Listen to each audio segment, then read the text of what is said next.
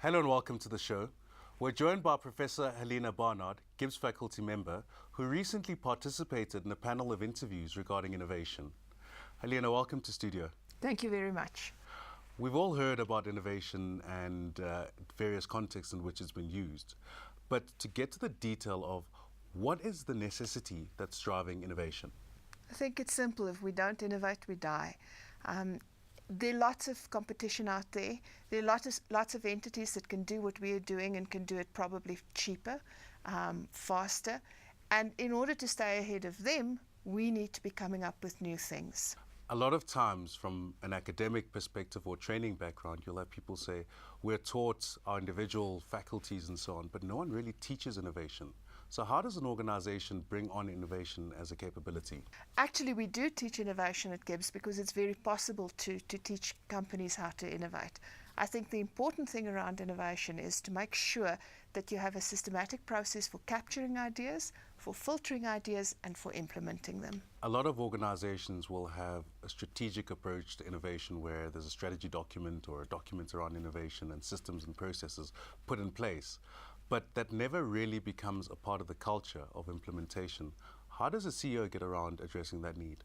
Your very question suggests a certain paradigm of what innovation is, which is that innovation is something that happens at the strategic level by something that the CEO says. That is actually not how innovation happens. Innovation happens as a response to a certain set of conditions. So Barry mentions in the article the creepy crawly, and we had lots of swimming pools, and people needed to clean their swimming pools more effectively because otherwise they're wasting their leisure time. The security industry. Brazil at a certain point had a huge problem with hyperinflation. They also have a problem with fraud. We're not the only country in the world with a crime problem. And it ended up that their software for banking was so well developed that they exported to the US. And the reason why they ended up exporting to the US is because the US never had to deal with three-digit inflation or had to deal with the level of crime that Brazil was struggling with. So what happens is if a company is honest about where it is, and Cheryl de la Rey mentions relevant innovation at the end of the article. If they're honest about where they're operating from, they're going to take the challenges in their environment, and those become the springboard for innovation. So innovation is not something that happens in isolation as part of a strategic plan. When innovation really works, it happens because it takes the problems that are in existence and see those as potential opportunities.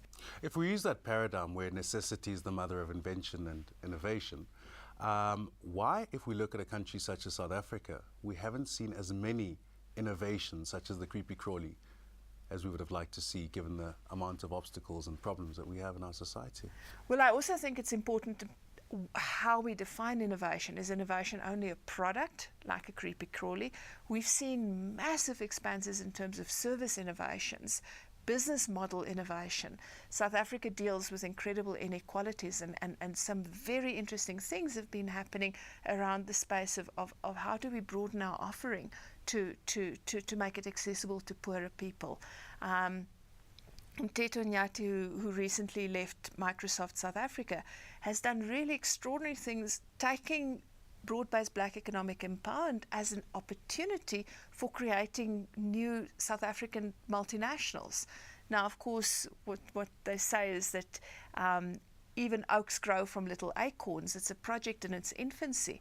But a lot of the innovation that's been happening in South Africa has not been happening at the product front. South Africa is not known as being a manufacturing powerhouse, but we're doing interesting things around the IT space. We're doing interesting things around the business model space. And how do we integrate our social challenges into the business models that we use? A lot of people will cite obstacles to accelerated innovation or more innovation from all fronts.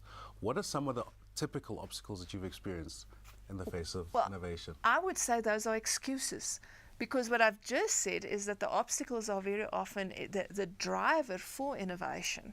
So one of the things that companies love to say is they don't have the finances to pay for innovation. But if you look at it, it flows where the ideas are. The problem is not to find the money, the problem is to find the good idea.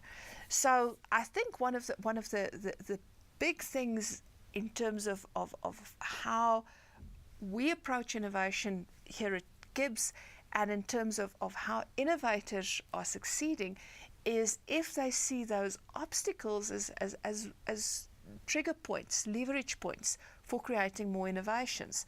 Just in time, which is such a byword in operations management, which is sold as a way of managing your inventory and reducing the cost of your inventory, making sure you've got less damage. That happened because in Japanese, where it comes from, in Japan, where just-in-time comes from, property is incredibly scarce and very expensive. So they needed to find a way to make sure that they didn't take up too much warehouse space.